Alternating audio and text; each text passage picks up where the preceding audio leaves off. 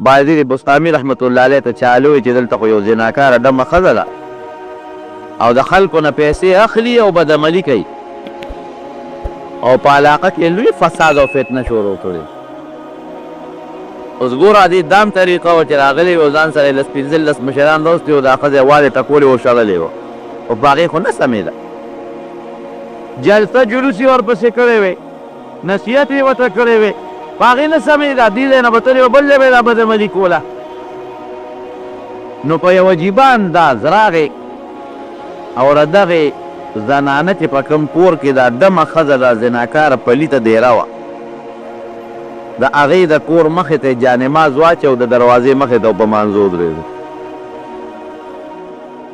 دا زناکار خلک یې راځي چې ګوري چې بایدید بسطامي رحمت الله علیه خو لوی بزرګ دی او د دروازې مخې ته یې مصلا جوړې دی او مونځ کوي. چې ورته ګوري خلک هسې د دې نیکانو نه یو فوټې حیا کوي. نو دې ته بل بدعمله راځي زناکار چې ګوري واپس دی چې ماښام شو دغه ډمه زناکاره د هغه خپلې ویندې نه تپوس کوي وایي نن خو هغه څوک رانغلل، نور کله خو په مونږ ډېر لوی راشي، ډېر خلک راځي او اډوانس مخکې پیسې راوړي، نه نن څوک رانغلل ته باروزه څوک وګوره. چې دا ویل د بار راووته او بایدید بسطامي رحمت الله علیه خو لوی بزرګ و ټولو خلکو پېژنده په مصله د دروازې مخکې ولاړ دی. منډه یې کړې وایي نه کې بله لانجه ده. وایي څنګه؟ وی بسطامي صاحب راغلی دی او جانماز یې ویل کړی دی او چې څومره دا پلیت زناکار راځي هغه ته ګوري ټول تختې حیا کوي. وایي ښه وایي ویله دې ملا صاحب ته وایي چې ستا دلته څه کار د نیکبخته بل جومات ته بل لمونځ کوه. او ویل دا له بایدید بسطامي رحمت الله علیه ته ودرېدله. وایي زه خپلې نیکې راولېږلم چې ستا زمونږ په کوڅه کې څه کار دی چې دلته لمونځونه کوې. زه خپل جومات ته ځه خپل کور ته دلته خپل عبادت کوم، مونږ پرېږده چې خپل کار کوو. وی ولې؟ وی بس زمونږ خو همدغه پروګرام دی چې د شپې یو کس راځي او دومره پیسې راکوي او چې ته دلته ولاړ یې څوک هم نه راځي. بایدید بسطامي رحمت الله علیه ورته وایي چې زه خو هم دغې مقصد له راغلی، زه به هم دا پیسې درکوم ته خو چې څومره پیسې څوک د شپې درکوي زه به هم هغومره پیسې درکړم، دا بېګاله شپه به زما شي. او ویل د لاړ هغه نیکې هغه ډمې ته یې وایي چې صاحب ملا صاحب په دې نیت راغلی وی ډېره ښه ده مونږ ملا و امید څه کوو زمونږ خو د خپلو پیسو سره غرض دی، په دې دین پیسې راکړي بېګاله شپه رده شوه. وی ډېره ښه ده ملا صاحب پیسې جمع پیر صاحب پیسې جمع هغه وخت کې که 100 روپۍ و که 1500 روپۍ هغه پیسې وله ورکړې او بایدید بسطامي رحمت الله علیه ورننوت. چې ورغی هغه ډمه ورته وایي چې ته په وخت ولې نه راځې زمونږ خو د پیسو سره غرض چې پیسې هر څوک راکوي شپه د هغه ده. بایدید بسطامي رحمت الله علیه ورته وایي خلکه بېګاله شپه ته زمی به یو پیسې مې واغېښتې او باقي چې ستاسو خوښه وی خانو تا ته پته ده چې مونږ خو پیران خلک یو نیکان خلک نو مونږ که دا بدعملي کوو مې په نیکۍ کوو، مونږ خوار کار ته اودس کوو، که مونځ کوو بیا وله اودس کوو، که د دنیا بل څه نیک کار کوو په سفر ځو بیا اودس کوو، که د سفر نه راشو کینو نو بیا اودس کوو. نو که ما ورته اوس دا بدعملي کوو نو زه هم پیر یم پټکې مې په سر دی او نن شپه مې ته په بیه اغېښتې نو ته به هم 2 رکاته ته به هم اودس وکړې زه به هم اودس وکړم. اډم ورته ویې ډېره ښه زمونږ دې سره څه کار لا ښه خبره اودسونه دواړه وکړل. بیا ورته بایدید بسطامي رحمت الله علیه وایي چې ښه نو ګورې مونږ چې کم کار کوو مخکې 2 رکاته کوو لمونځ کوو 2 رکاته ناصب ما تاله پیسې درکړي شپه زما ده چې زه در باندې څه کومه به ته کې یو 2 رکاته لمونځ به زه م وکړم او 2 به ته م او د هغې نه پس نو بیا له خپلې قصې پیسې سمو. ډېره دا ډمې په مانځو درو جانماز یې ورته وغوړه په مانځو درېده او بایدید بسطامي رحمت الله علیه شاته کېناسته او الله ته یې لاس اوچت کړی وی یا الله د بدعملۍ او د زناکارۍ نه مې راواړوله او دس مې پې وکړه پاکه مې کړه پروردګاره تا ته مې په مانځو ودروله باقي ستا کار زما دغه وس زما چې څه وسوه مې وکړه جګړه مې ونه کړه وال ټکول مې ونه کړل چغې مې ونه والې ریاکاري مې ونه کړه پاکه مې کړه ته پروردګاره بیا مې تا ته په مانځو دروله اوس تا ته ولاړه ده الله خدای ستا نه سوال کوم د دې بدعملۍ نه الله توبه ګاره خدای ته خو یې ته وساتي او د الله دا ټول مخلوق ته دې مصیبت او د دې پلیتۍ او د دې ګند نه الله په حفاظت وساتي زما دغه وسو باقي الله ستا کار دې لګیا دی لاس یې پروردګار ته اوچت کړي دی او جاړي باید دې بستامي رحمت الله علیه او هغه ډمه هغه پلیته بدعمله په منځه ولاړه ده نو الله هم د چا خواري بې ځایه نه بولو چې د لاس اوچت کړي دي او ډمه مانځه ته ولاړه ده نو د هغې هم سوچ پیدا شوی دی چې دا ما اوسه پورې څه وکړه پیسې مې وګټلې خپل حیا مې خرڅه کړه خپله بېعزتي مې وکړه رب العالمین او پروردګار مې خفه کړه دا مې څه وکړل دا خو ما خو ونه کړل اوس الله د هغې زړه ته په هغه مانځه کې دننه هدایت واچوي او چې هغې سې لمونځ خلاص کړه او سلام یې وګرځو راغې بایدي بستامي رحمت الله علیه ته کېناسته ویې صاحب بس زه پوه شوم ما خو ډېره لویه ګناه کړې اوس ښځه هم جاړي اډم هم جاړي او بایدي بستامي رحمت الله علیه هم جاړي ما خو ډېره لویه ګناه کړې ما خو په زندګۍ کې داسې شپه نه ده تېره شوې چې ما ګناه نه ده کړې اوس به څه کېږي وی اوس توبه وباسه الله به درته معاف ځکه د الله په حضور کې چې یو سړی د ګناه نه توبه وباسي او بیا ورسره وجاړي چې الله دا ګناه مې کړې ده او پروردګاره ما معاف کړي بیا به یې نه کوم نو الله د انسان ګناه معاف کړي اوس توبه وباسه هغې ښځې د بایدي د بستامي رحمت الله علیه په لاس بیعت وکړه توبهګاره شوه او په هغه زمانه کې ته داسې ښځه خدای جوړه کړه چې په ډېرو سړو کې داسې نیک بندنو لکه د هغې نه چې خدای پاک کومه ولیه او نیکه او بزرګه ښځه جوړه کړو ټوله شپه به بیا الله ته جلل ټوله شپه به الله ته زاري کوله د ورځې به یې روجي نه وي او د شپې به یې تهجد او عبادت کو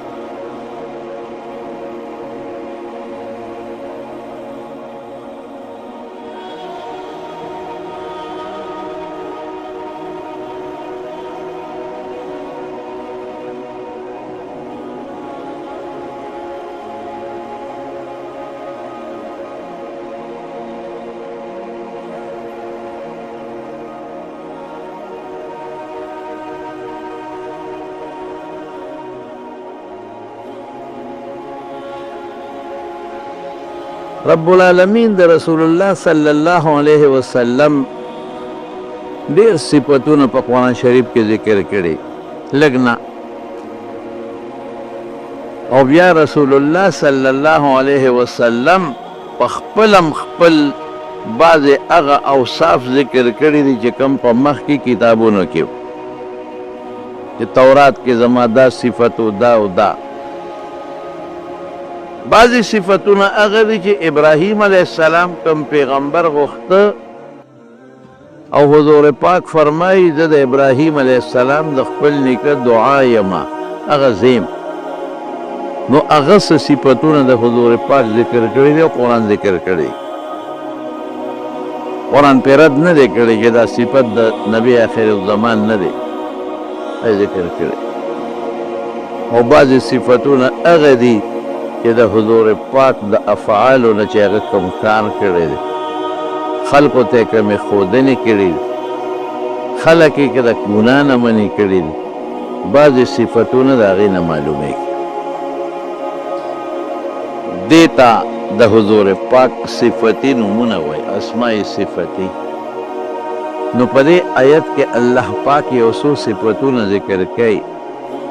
یا ایها النبی یو خدا چې رسول الله مبارک نبی او پیغمبر دی، بل دی راځي محمد رسول الله والذین معه اشداء علی الکفار. هم رسول دی هم نبی پیغمبر د الله نه احکامات رالی او مخلوق ته امت ته رسی. او رسولان په پیغمبرانو کې یو خاصه طبقه ده، بیا 313 بنا بر قول مشوره 314 خاصه طبقه ده، او پیغمبران ډیر دي. مشوره دا ده چې 1,40,000. هغه دو صفته چې الله دلته نور ذکر کوي ورپسې نور هم شته، خو دا چې لومبی آیت کې دا یادو ادا چې مبشرا و نذیرا. مبشر دی ته وایي چې خلکو له خوشخبري ورکوي، بشارت ورکوي. او نذیر معنا په معنا د منذر یروونکی، خلک د الله د عذاب نه منع کوي. دا دوه څیزونه دي. زیری چاله ورکوي چې څوک د حضور پاک تابعداري وکړي، او زیری د څه ورکوي؟ د جنت، د قبر د خوشحالو، د دنیا د خوشحالو هم. چې څوک د رسول الله صلی الله علیه وسلم تابعداري وکړي دا سړی کامیاب شو. دته د دنیا هم زیری دی چې مبارک شته ته مؤمن ویل کېږي، مبارک شته د پیغمبر متبع تابعداري، مبارک تشه تا په دنیا کې د رسول الله صلی الله علیه وسلم دین خپل کو او تا د حضور پاک اتباع او تابعداري وکړه. د دنیا پټه خوشحالي ده. دا بیماری او مال او دولت او بچی د چاشته او نشته او تکلیفونه دا عارضي څیزونه دي، دا تلو راتلو څیزونه دي. د دې د دنیا د ژوند سره تعلق دی، او د دنیا ژوند عارضي دی. که د دنیا ژوند ختم شو د هر څه ختم. اصل څیز هغه دی چې هغه دنیا کې ته وکړې او تاله زنکدن کې او قبر کې او د حساب کتاب پروس فایده درکړي، او هغه نیک عمل دی. هلکه زه به یو مثال درکړم. یو سړی ځي سعودي ته، تکلیف برداشت کوي که نه برداشت کوي. ورس د ښځې نه بار شو، د بچو نه بار شو، د رونو نه بار شو، په لاره سفر پیسې هم لګي، په لارې بله پیسې ولګېدې، په پاسپورټ پیسې لګي، په ویزه پیسې لګي، په اقامه پیسې لګي. دلته یې ښځه بچي ټول پرېښودل. ګورې د ښځو بچو نه بار ژوند تېرول اسان کار نه دی، ګران کار. رسول الله مبارک فرمایي چې السفر قطعة من العذاب، د عذاب ټوکړه ده دا سفر. یا هلته چې لاړ شي په سفر کې کله په غریب لوږه تېرېږي، کله په ناره تېرېږي. او چې کم کار او مزدوري کوي څومره سخته، بیماري هم پکې راشي، خولې هم ترې بهېږي. سهار د ماسخوتن او مازدیګره پورې غریبانان منډې وي، او د خپل ځان له ډوډۍ هم پخوه، ځان له چای هم پخوه، ځان له جامې هم وینځه، په پردي کور کې موسېږه، هلته د اقامو ټکسونه د هر څه برداشت کوي. څه دپاره؟ چې زه لږه پیسه وګټم د خپلو ښځو د خپلو بچو دپاره.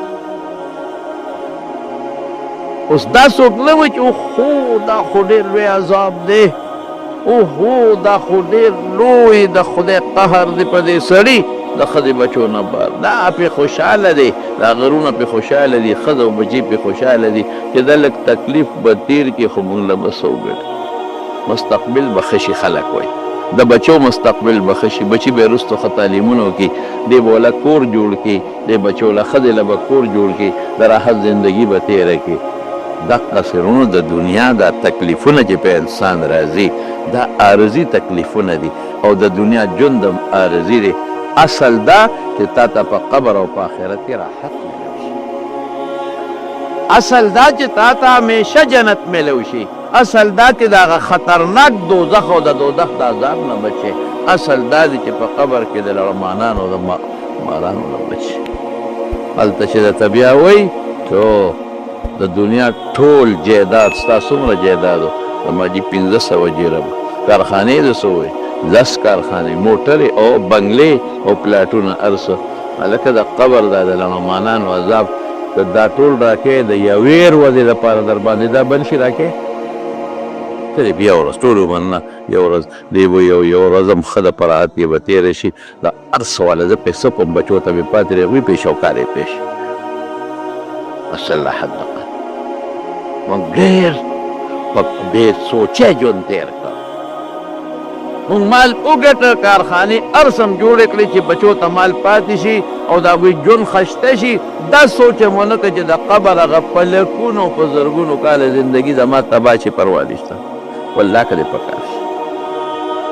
دا سوچ یې ونه کړه چې د قیامت پر ورځ مې دا بچي یوم یفر المرء من اخیه وامه وصاحبته وبنیه، قیامت پر ورځ به بیا د بچو نه او د رور نه او د پلار نه او مور نه هر چا نه سړی ویزارې او تښتي به.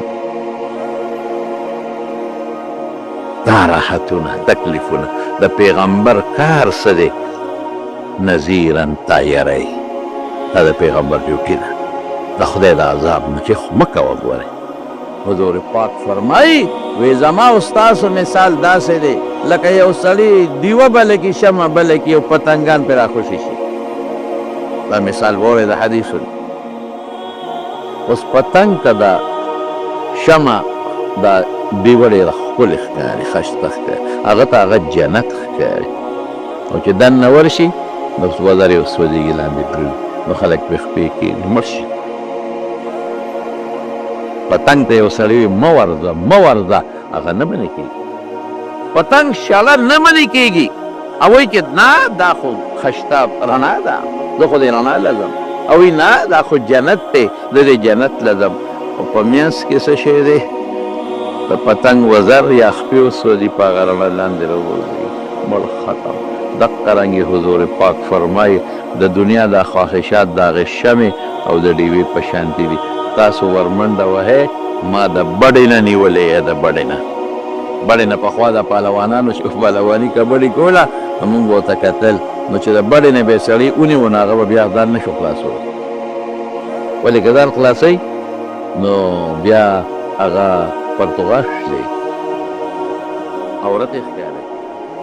نو تکړه پهلوان به ده چې ده به بډې ته ځان رسو چې د بډې نه ونیسم د لنګ نه، او تکړه پهلوان به هغه بل ده چې ده به خپې وروستو کړې لاس په یې مخکې کړ چې ما د بډې نه ونه نیسي، لاس نه ونیسي ځان به خلاص کړي، خپې نه ونیسي ځان به خلاص کړي، خېټې نه ونیسي ځان به خلاص کړي. خو چې پهلوان دی د بډې نه ونیو که نه دا چې کوم دی پرتوب تړلی کېږي د لنګ نه دی بیا هر څومره زور کوي ځان له تاوان ورکوي پرتوګ یې فلېږي.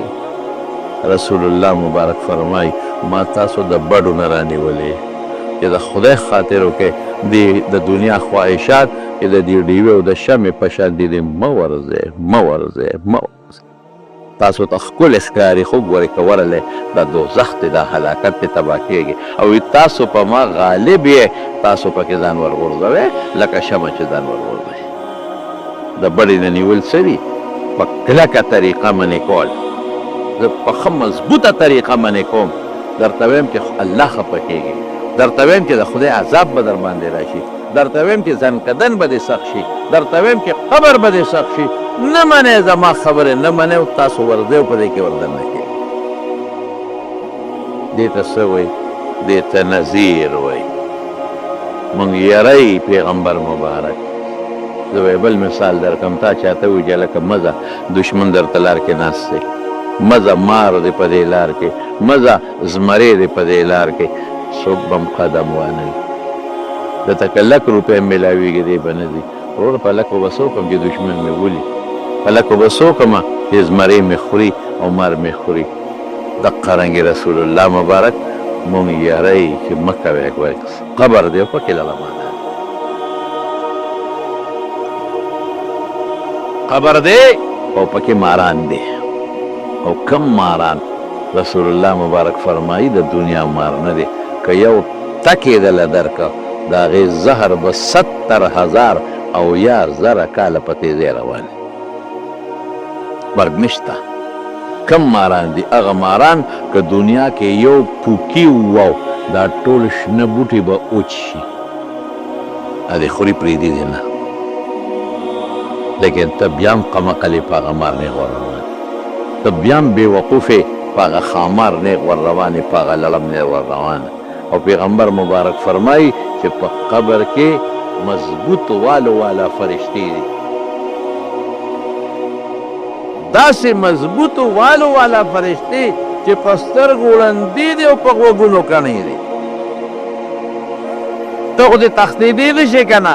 او د ړون غزار، که پښتانه وایي د ړون غزار بیا څه شی دی؟ غرګې ورته وایي که څه ورته وایي؟ د بشیریان د سوک نه دی خدای ساتر. او که دو والې که نه د نه دې خوا مونږ غاړو ماړو څه ګرځو را ګرځو. او بیا په خېټه یې د للته درکړه سبا به ګله.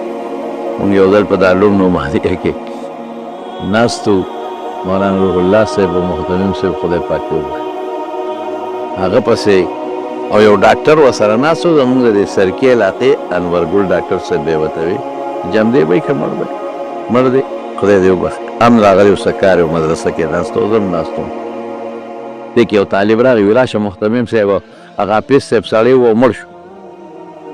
خدای مونږ منډه کړې، محترم صاحب هم هغه ډاکټر انورګل صاحب هم منډه کړې چې راجو لاندې یو سړی طالب و په ځمکه په فرش پروت و او په خوله کې یې زګونه تلل راتلل، بېهوش. دا چې هلکۍ ښه غرار کوي، په خوله کې یې زګونه دي. ما ډاکټر صاحب ته به سړي خو ځنکدن دی، سړی مري. خیر ډاکټر صاحب هغه سره هغه خپل طریقې مریقې وکړلې او چته یې که الله هغه هلک بچ کړو او بلا زګونه یې د خولې نه روان. اوس چې کوم حافظ صاحب و چاچې والي و، په سترګو نابینه و، هغه سره د کټ د دې بازو په شان یو کوتک و او داسې نیغ ولاړ و او یې داسې داسې کوي. دا ټالی وایي ټالی، دا مخکې نوسو ټالی وایي او کوتک ورسره دی. مې حافظ صاحب دا دې څه چل وکړه؟ وایي ما وایي که پښو ده، پیشو پیشو وایي ما وایي که پښو ده. نو بس هغه پې ګمان ده وکړه چې پیشو ده او کوتک یې اوچت کړی او طالب سر پې لګېدی دی. د خدای بندنو پیشو څوک داسې وایي؟ دا خو دې سړی غرق کړی دی او تباه کړی دی. وایي ما وایي که پښو ده. بس بشیر جان که لا په کوتک دا مې دې پورې وي که نه چې د ړوند خو نظر نه لګي پار دی چې ووالې. دواړه فرشتې حضور پاک فرمایي په سترګو به ړندې وي، په غوږونو به کڼې وي. ولې به کڼې وي؟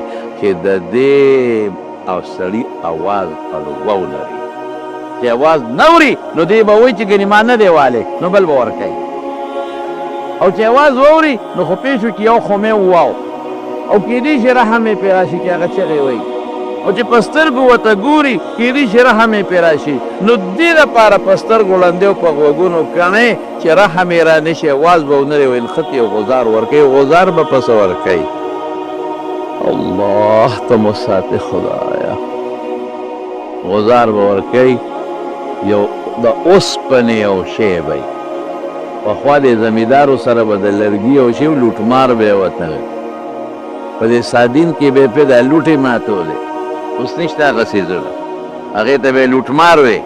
د هغې دا سر به لکه د سسکورې د سر په شان نری و او هغه چې کوم ویښ به و هغه پلن و ډبل به ویښ به یې ډبل و پلن او د مخکې به نری و. نو چې یې به اوچت کړ او د سادین غټې دغه له لوټې له به یې راوبرو نه به ترمې لاړه دقسې لوټمار به ورسره وي زه سټکې به ورته ووایو خو د اوسپنې او په کوم ځای به یې وایي حضور پاک فرمایي د دواړو غوږونو په دا منځ فیصیح صیحة دا مړی به چغې وایي یسمعها غیر الثقلین ما سوا د انسان او د پیری نه به دا ټول خلک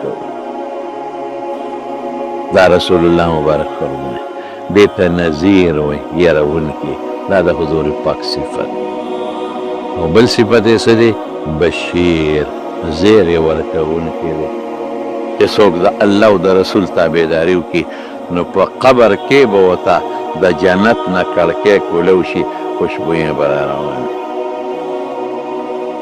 او د قبر یخې هواګانې به را روانې وي یخې هواګانې او فرشتې به ورته څه وایي جنت به ورته وښیي او دوزخ وی هغه دوزخ ستا ځای و خو تا نیکي وکړه دغه دوزخ ستا ختم شو هغه جنت ته ځای دی چې که خیر قبر نه پاسې هغه جنت له به ځې نو دی به ډېر زیات خوشحالې وی رب اقیم الساعه رب اقیم الساعه یا خدای قیامت خو زر راولې چې د جنت له لاړ شم زه طالبانو ته یم چې په مو قیامت راولي هلکه خو دا خوشبویې دلې ډېرې دي که نه د خدای بنده او دا نظر چې ګوته کې دا ډېرې دي که نه نو هغه خو مقصد په دې کې دی چې قیامت زر راشي چې د خوشحالو له ورسمه نو دا د رسول الله صلی الله علیه وسلم دو صفته شو زیرې به ورکوي د چا د دنیا د خوشحالو چې زما تابعداري دې وکړه نو د دنیا خوشحالي کړو به وي لکه سړی چې سفر ته لاړ شي کړو وي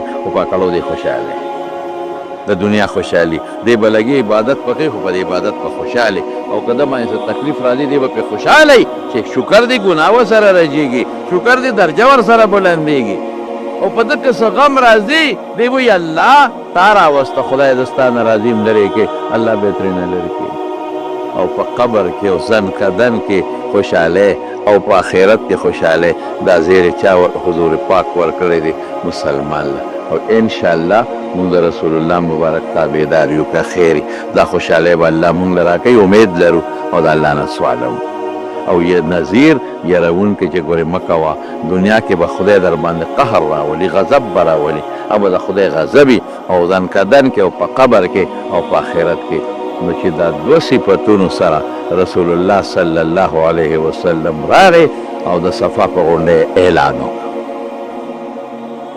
دنیا ورته راغونډه شو نو دا لومبی ښه دا دویم صفت یې ذکر که دا لومبی یې ذکر نه کو خلک یې ټول ځان ته راغونډ کړل چې خلک راغونډ شو نو ټولو خلکو ته وایي زه مو څنګه مونته یم 40 کاله مو درکې تېر کړي دي وایي ته ما انګرېشتونه مونته انی نذیر لکم بین یدی عذاب شدید زم د خدای هغه لوی عذاب کې را روان دی د هغې نه یرو بس خدای ته وګورئ مه کوئ نور خدای له په منډه مو ورځئ له خدای عذاب له توبې وباسئ دا شرک پرېږدئ دا د بوتانو عبادت پرېږدئ یو الله ومنئ لومبی غزار چوکو ابو لهب کاڼې روچت کو او په رسول الله مبارک یې لومبی غزار وکړو خپل ترې لومبی د کور نه نقصان کېږي او چې غزار یې څنګه وګڼوې تبا لکه لهذا دعوتنا خدای دې داسې څه که تا مونږ دې نه راغوښتي ټول خلک دې وکړو نو الله خفه شو نو الله د رسول الله مبارک په ځای خیره وکړه د الله خیره زمونږ د خیرې په شانتې نه وي هغه واقع وي تبت یدا ابي لهب وتب زه به هغه مقصد ذکر کړم د لغت معنا به ونه کړم ځکه دا الله خیره دا متحقق الوقوع وي تبت یدا ابي لهب وتب پاس د ابو لهب د لاسونه هلاک و تباه شو غرق شو لاس ته مراد د ده وجود دی خو کاڼې په لاس باندې ویشتلی ما اغنى عنه ماله وما کسب مال او چې څه ګټلی دي دا نه پکارېږي دا به هېڅ فایده ورنه کړي ښځه به هم غر کوي په دوزخ کې به پرتی او همقسې ورسره رب العالمین وکړله نو شروع شو بس دوست د دې دو صفتونو خورول ډېر ګران کار دی اوس که ملا چاته وایي چې لمونځ له راځه او سړی مونځ نه کوي 100 خبرې ورته وایي زما نه درته وایه پرون به دا مولیان داسې دا مولیان داسې خبرې پکې راوباسي. که چاته دي وي چې د خدای خاطر وکړه ګناه مه کوه، الله به در باندې خپل غضب او قهر درپسې شل خبرې دقسې د حضور پاک سره مقابله شروع شوه. او داسې مقابله شروع شوه چې نبی کریم صلی الله علیه وسلم هغه چې دوی سره به کونډرونو سره خدمت به ما درته مخکې ویلي دي او ډېر احسانات به یې کول، بس هغه خپل دشمن وګڼه، لوبې به یې ورپورې ملنډې به یې کولې او په پیغمبر علیه السلام پورې به استهزا کوله او خنداګانې به ورپسې کول. حتی څونه خنداګانې کړي. عقبه ابن ابي معيط ظالم راغی او رسول الله مبارک یې د دې ګریوان نه ونیو،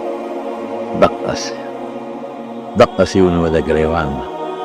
او ته دا خبرې کې حضرت ابوبکر صدیق راغی او لاس یې اخلاص کا خوا که اتقتلون رجلا یقول ربی الله.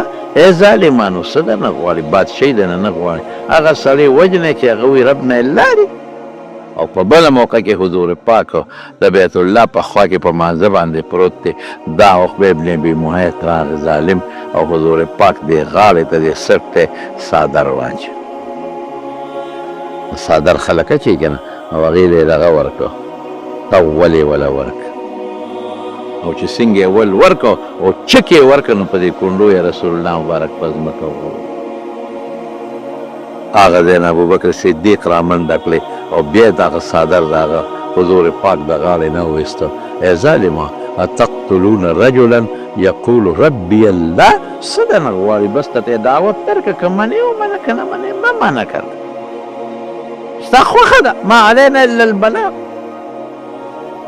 منې ومنه نه منې مه منه. ظالمانو دا ظلم ولې کوي؟ وایي رب مې الله دی، دا نه دي. دا ظلمونه شروع شو. اسلام سره او د دین خورولو سره دا شته. زه خپلو طالبانو ته ویم، علماو ته ویم، بچې مه خفه کېږئ، فکر مه کوئ، دا شته پکې. او د دې نه زیات ظلم سو یو ځل حضور پاک مبارک د بیت الله خوا کې لمونځ کوه. ابو جهل، عتبه، شیبه، ولید دا ټول ناست دي. ابو جهل وایي څوک به لاړ شي د فلانکي سړي د اوښانو ګاړې ته او قصب خانې ته چې یو ګند راوړي، ډک ګند، او د پیغمبر مبارک ته اشاره وکړه چې دې کله په سجده پروت دی او هغه ورته په شا د پاسه ور واچوي.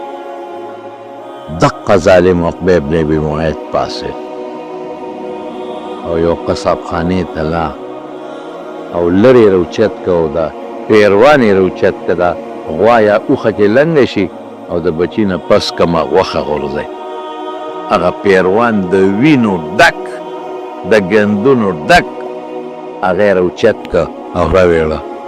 او چې کله حضور پاک په سجده پرېښه او پرېوته نو په ملا د پاسې ورته کېښه. ای ظالمه کمه ملا در حضور پاک، کم مبارک وجود د حضور پاک. ای ظالمه کم د حضور پاک نیازبینه سرمن الله ته نږدې وجود بدبخته هغه یې وله په ملا واچو. لیکن حضور پاک هغسې په سجده پروت دی، ځان نه لقی. او حضرت عبدالله ابن مسعود وی زه ورته ګورم خو ارمان طاقت نه وشته، زه نشم کولی. ارمان چې قوم مې وی دغه وخت کې نو ما به دا منډه والې وه. دې کې بیبي فاطمې ته چا الوی، هغه ماشوم هم و، جینکو ته څوک څه نه وی، راله او د حضور پاک د ملا نه هغه پیروان هغه لرې وغورځه او د کافرانو ته بد رد وی. او دې سپیرو دومره وخندل، دومره چې د خندا نه په یو بل پرېوتېدل. داسې خنداګانې وې، داسې شړقونو سره وخندل چې په یو بل پرېوتېدل چې دا مونږ یو زبردست کار وکړو. او حضور پاک سره طاقت و دانه چې نه لیکن د الله را طرف نه جهاد منع. استقسنا صحابو ته به اس په نه وایه،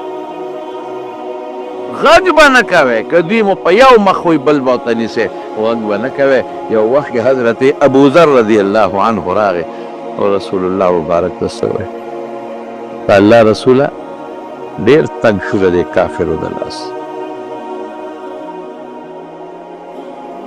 ډېر په تکلیف کې شو.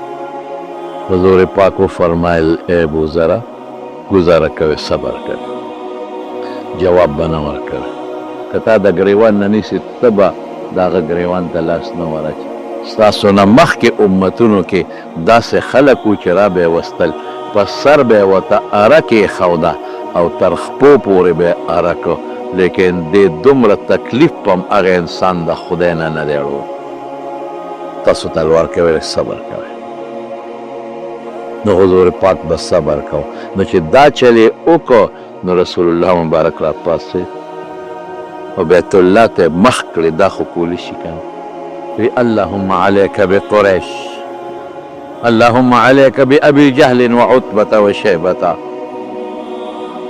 والولید وفلان وفلان یا خدایا دا رونیسې الله بې کسه سړی به څه کوي خیره به کوي سمزه ویما چې ظالمانو ظلمونه مه کوئ مظلوم چې یو ځل آه نارې کې آه رسول الله مبارک فرمایي د مظلوم خیره الله فورا د وریدو اوچته کې والله ته ورسېږي او الله وایي لانصرنک ولو بعد حین مدد به دې کوم لږ ساعت پس به خیر دی خو مدد به دې کوم نو بیا نه منو د پیغمبر خبره نه منو نو ظلمونه کوو ولې ما سره کوتک دی ما سره ټوپک دی ما سره قوم دی ما سره خاندان دی مړه دې ما ته مخامخ ودرېدی شي مړه دې ما پسې راوچتېدی شي